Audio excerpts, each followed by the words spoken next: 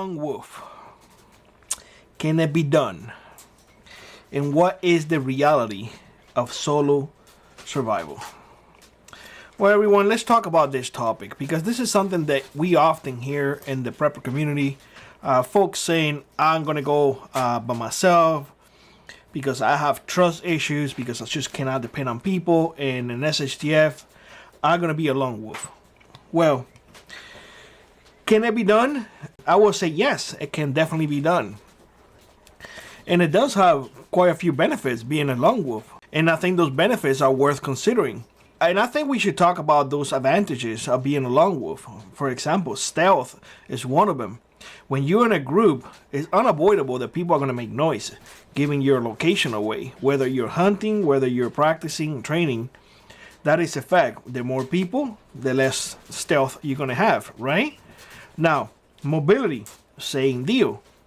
The more people you have, well, some may not be as physically, fit as you are. You don't have to share resources. You have what you have, and you are the only person using those resources. But let me put it like this now. I think that is about it of the benefits of being a lone wolf. I think the reality is that a lot of people mistakenly think that just because they go hunting by themselves, that makes them a lone wolf in an shtf. And now we are comparing apples to oranges, because when you go hunting, you go for the purpose of harvesting an animal, and essentially you don't have two-legged animals roaming around thinking about harming you, right? In an shtf, you're gonna have to be worried about more the two-legged animals than the four-legged ones.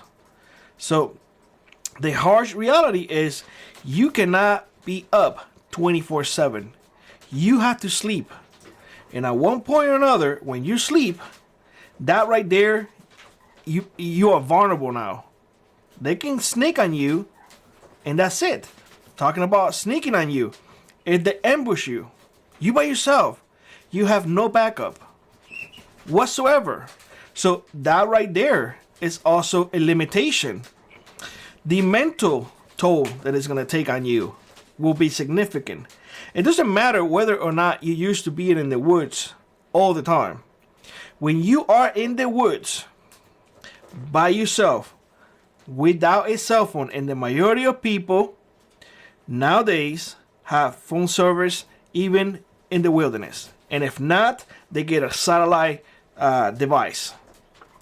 And if you're there by yourself with no help whatsoever coming your way, let me tell you something, that's gonna bring your mental psychic to a different level.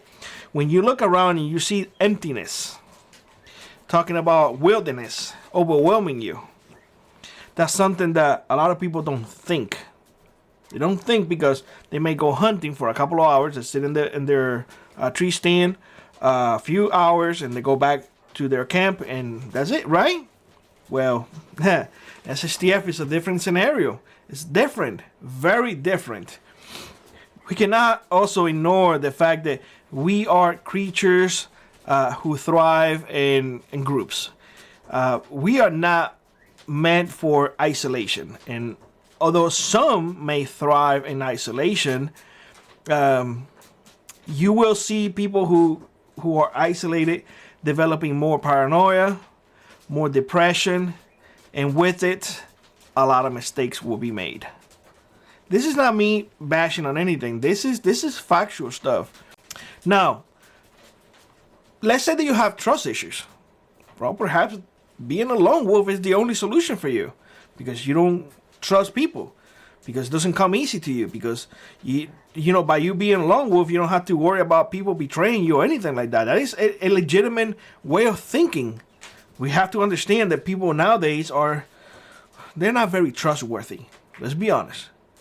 So perhaps that might be something that is a plus for you.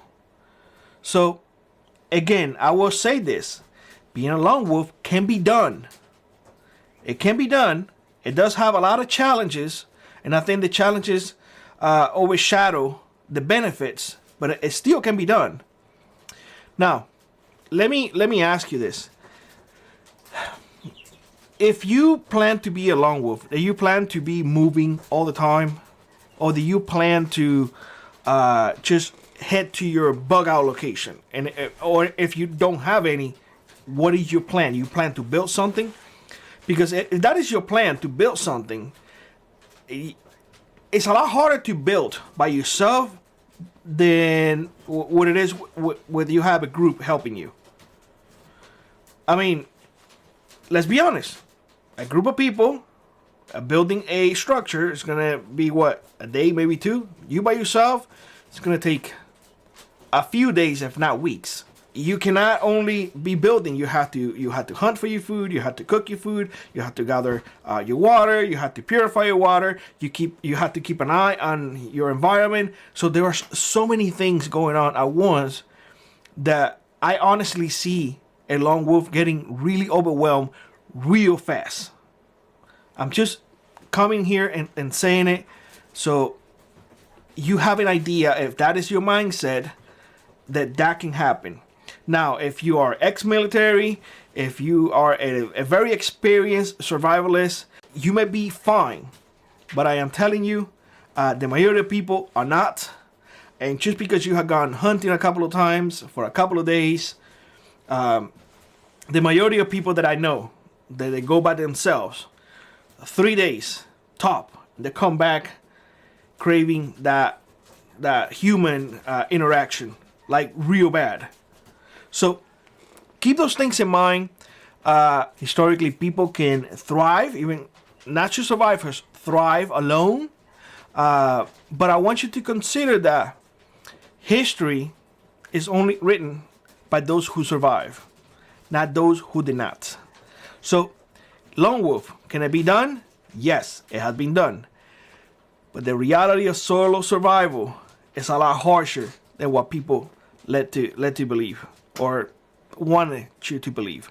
Because, let's be honest, most people on this platform, all they want is for you to click and have some entertainment.